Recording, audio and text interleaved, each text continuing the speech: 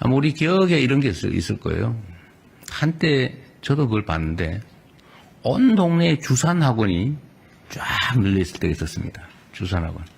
그럼 온 동네에 뭐 창문까지 그런 소리 들죠. 1원이요, 2원이요, 뭐 이런 막 이렇게 막. 그리고 막 앉아가지고 막 주산 상상을 하면서 막 숫자 8248 더하기 2548 곱하기 2는 얼마 뭐 이런 거 했잖아. 그죠? 근데 그게 어느 순간에 전자계산기로 다 대체돼 버린 거예요. 그리고 학원이 싹 사라져 버렸더라고요. 어느 순간에. 몇 년 사이에. 그리고 온 동네에 컴퓨터 학원이 쫙 들어왔어요. 전부 다 컴퓨터 학원 가가지고 막. 근데 그것도 어느 순간 다 사라졌어요. PC방으로 다 바꿔버려요. 놀이터로 다 바뀌어버렸어요. 이제 이렇게 세상이 급변하는데 저는 인공지능도 비슷하다고 봐요. 우리 모든 국민이 이걸 사용하지 않을 수 없습니다. 최대한 빨리 인정하고, 빨리 학습하고, 또 정부는 학습할 기회를 부여하고, 이걸 도구로 많은 사람들이 생산에 참여할 수 있는 기회를 만들어야죠. 그 우리가 해야 될 현재 가장 중요한 일이다. 생각을 좀 바꾸는 준비를 해야 됩니다. 그래서 이건 절대 안 돼. 이건 있을 수 없는 일이야. 말도 하지 마. 말하면 빨갱이. 이렇게 하면 오늘 적응이 안 됩니다. 안타깝게도 그런 것도 있죠. 저는 뭐 이 얘기하면 좀 어떨지 모르겠는데 주식시장 주가가 지금 정상화되는 과정이라고 보거든요. 세상 사람이 다 알고 있었어요. 한국만 그렇잖아요. 똑같은 주식인데 한국 오면은 한 40, 50% 할인된단 말이에요. 근데 우리나라에 상장 안 하고 미국 가서 하고 아니 유럽 가서 상장하잖아요. 이유는 한국이기 때문에. 왜 한국이 뭐 때문에? 그거 제거하면 정상으로 갈 거 아니에요. 지금 정상으로 가는 중이잖아요. 근데 이걸 인정 못하는 사람도 있어요. 그럴 리가 없어. 그러면 안 돼. 이 정치적으로 판단을 해가지고 반대 방향으로 가다 망하는 사람도 있잖아요. 그거 방치하면 안 되죠. 이게 이제 이 경제와 정치는 분리해야 되는데 사회 문제에 대한 대응도 정치와는 분리가 좀 돼야 되는데 거기다 모두 정치적 요소를 투입해가지고 해석하고 주장하고 억지 쓰고 그러다 거기에 일부는 넘어가가지고 엄청난 피해를 입게 만들고 사회 발전도 해치고 이러면 되겠습니까? 특히 이런 것도 있어요. 이게 가끔씩 우리가 이제 어려움을 겪는 경우가 있는데 외부로부터 막 부당한 공격을 당하면 최소한 그럴 때는 우리가 바깥을 향해서 함께 목소리를 내고 같이 싸워줘야지. 아, 잘 됐다. 저놈은 이제 얻어맞네. 잘 때리고 있어. 이러면 되겠어요? 그거 누구 좋으라고? 그러지 않았으면 좋겠습니다. 이게, 그래서 대개 선진국이라고 불리는 나라들은 외교 안보 문제에 관한 하는 입장이 크게 다르지 않아요. 그런 걸 정쟁 또는 정략의 수단으로 쓰지 않는다. 이런 얘기입니다. 왜냐하면 모두에게 피해가 오니까.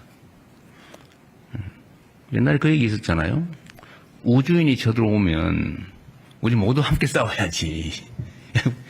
우리 내부에서 싸우더라도 우주인 쳐들어올 때 같이 힘을 합쳐야 되는 거 아니야. 그런 얘기도 있었는데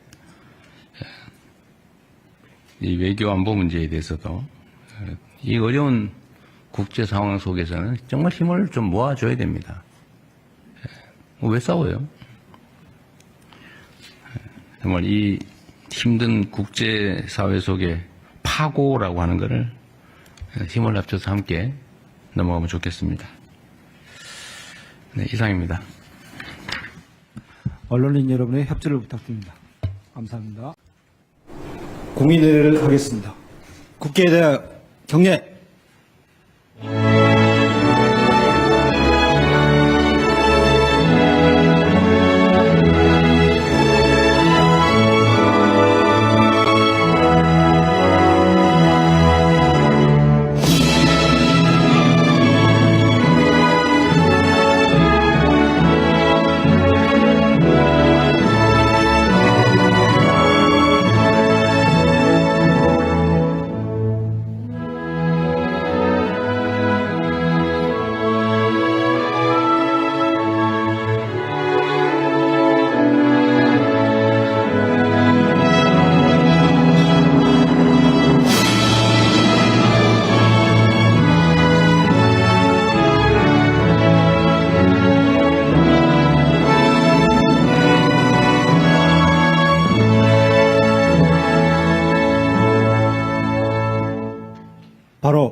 모두 자리에 앉아주시기 바랍니다.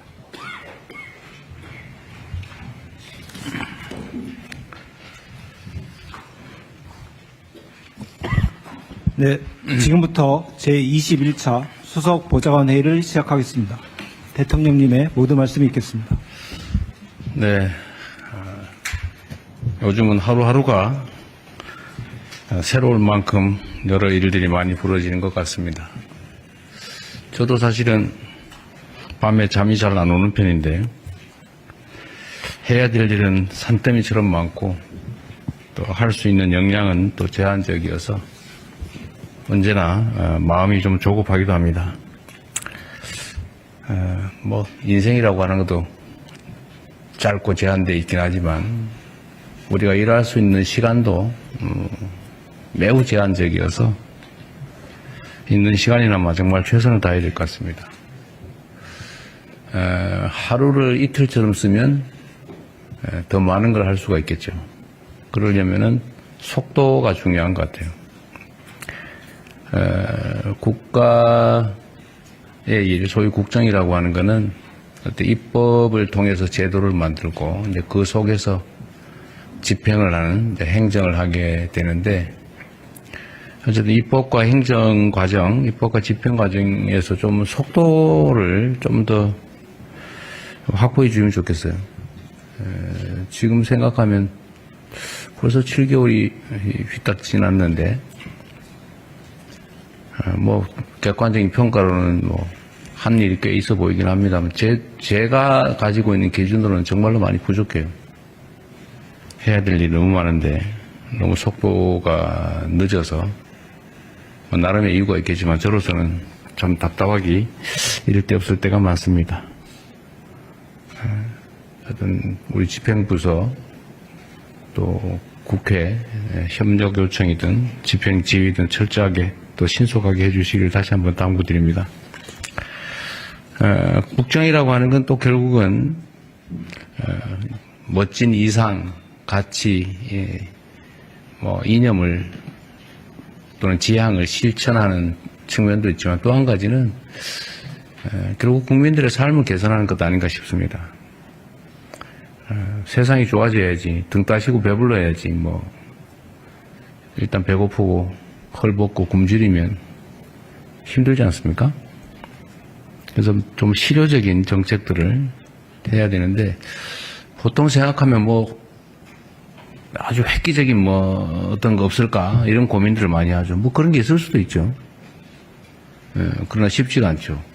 통상적으로는 그런 획기적이고 좋은 일이 있으면 우리가 하도록 놔뒀겠어요. 누가 다 했겠지.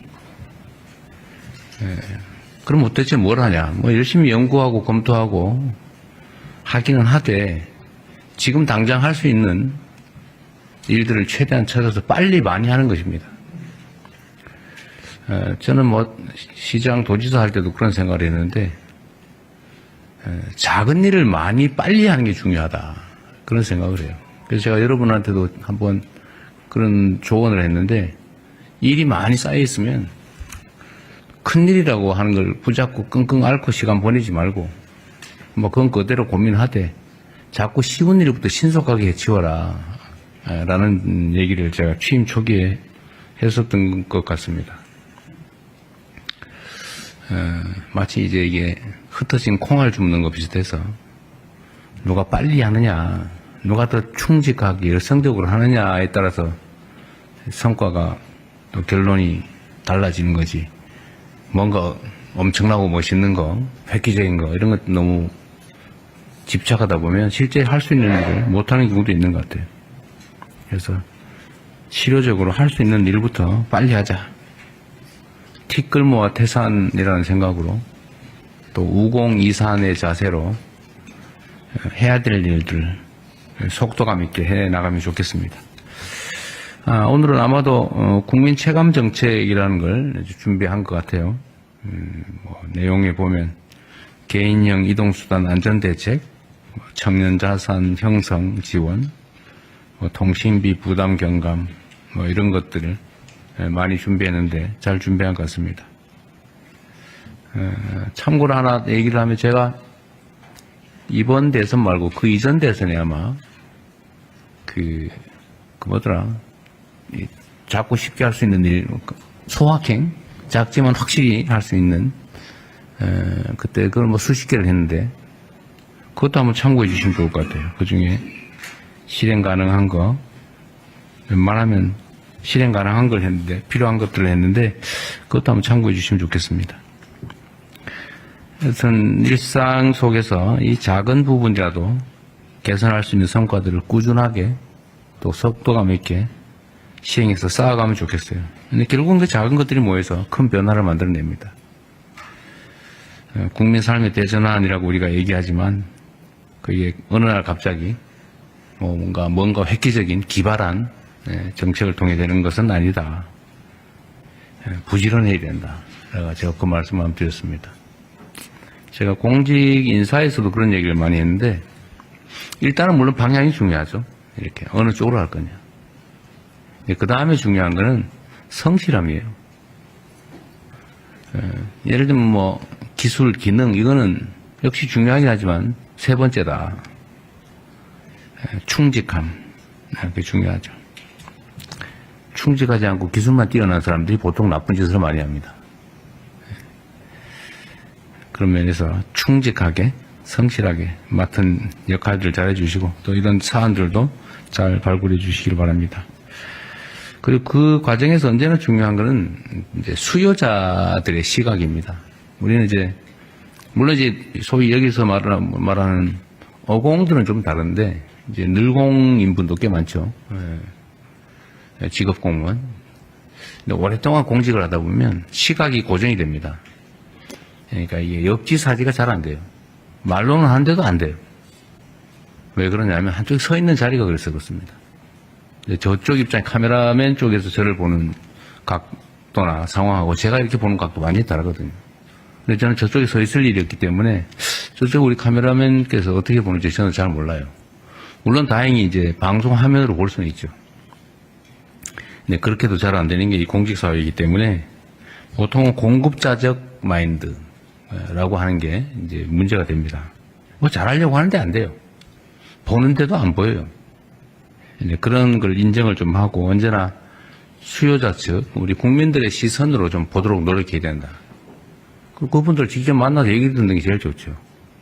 직접 만날 수 없다면 그분들이 모이는 자리에서 하는 얘기들이라도 잘 봐야죠. 하다못해 영 안 되면 커뮤니티 댓글이라도 읽어봐야죠. 도대체 뭔 생각을 하고 무슨 얘기를 하고 사나, 뭘 바라는가, 뭔 문제 지적을 하는가 이런 걸 좀 봐야죠. 그래서 국민들의 시선, 시각을 중시했으면 좋겠다. 하여튼 실행 가능한 것들을 최대한 신속하게 찾아내서 최대한 신속하게 집행하자라는 말씀을 드립니다. 여러분들은 직접 집행한 사람은 아니고 집행하도록 이렇게 아이디어를 주고 또 논의하고 지휘하는 쪽에 있는 사람들이니까 집행부서들이 열심히 잘할 수 있도록 잘 조언하기 바랍니다. AI 얘기를 좀 잠깐 해야 될 것 같아요. 지금 인공지능과 관련해서는 참 말이 많습니다. 주장도 많고 저도 아주 자세히는 잘 모르겠어요. 그럼 한 가지는 알죠. 피할 수 없다. 엄청나게 중요하다. 앞으로 사회의 중심이 될 거다.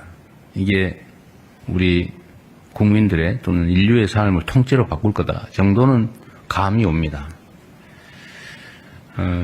그런데 이 문제에 있어서 우리가 대비를 해야 되는데 그러기 위해서는 일단 좀 알아야 되고 우리만 아는 것으로는 부족하고 우리 공동체 구성원들도 그 내용을 충분히 좀 숙지하고 적응하고 가능하면 거기서 나아가서 적극적으로 활용할 수 있게 만들어 드려야 되겠죠.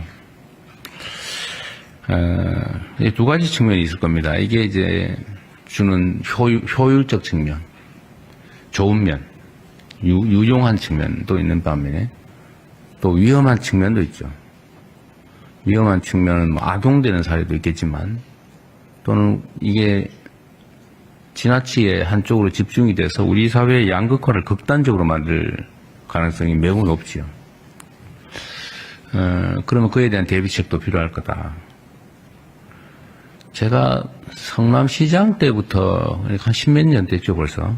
그때부터 우리 사회의 미래에는 생산수단의 소유나 아니면 생산 능력이 양극화되면서 엄청난 사회적 문제가 될 거고, 그러려면 거기에 대응하는 사회 시스템을 언젠가는 반드시 준비해야 된다. 소위 기본사회를 준비해야 된다. 근데 그 얘기 했다가, 사회주의자 빨갱이, 과격한 이런 얘기 많이 들었는데, 지금 상태에서는 아마 저의 문제 제기에 대해서 아마 동의하시는 분들이 많아진 것 같아요. 어딘가 제가, 공론조사 같은 걸 한 걸 봤는데, 어떤 이 극단적 양극화, 인공지능사회, 여기에 대비하기 위해서는 기본사회 정책이 필요하다라는 점에 대한 동의 정도가 상당히 높아진 것 같습니다. 또 제가 이걸 하자니까 오늘 제가 말하기 진짜 무서워지고 있는데 점점 왜곡하지 않고 좀 제대로 제 말씀을 받아들여 주시면 좋겠어요. 그러니까 우리는 민주주의 사회에 살기 때문에 이제 토론을 많이 해야 됩니다. 왜냐하면 입장이 다르기 때문에 토론은 논쟁을 해야 되거든요. 논쟁을 통해서 차이를 줄이고 오해를 없애고 최대한 입장을 가까이 만들어 봐야죠. 근데 이 토론하고 시비를 구별을 못하는 사람도 있어요. 소위 시비 건다 그러죠, 시비. 근데 시비를 거는 거와 시비를 하는 거, 싸움을 하는 거하고 토론을 하는 거에 결정적 차이가 있습니다. 그거는 이제, 물론 기본적인 자세의 차이이기도 하죠. 마인드의 차이. 그러나 기술적으로 보면 상대가 무슨 말을 하는지 객관적으로 인정하는 겁니다. 이렇게 A라고 말했구나. 나는 B의 의견을 가지고 있다. B 의견 낼 수도 있죠. 반대할 수 있죠.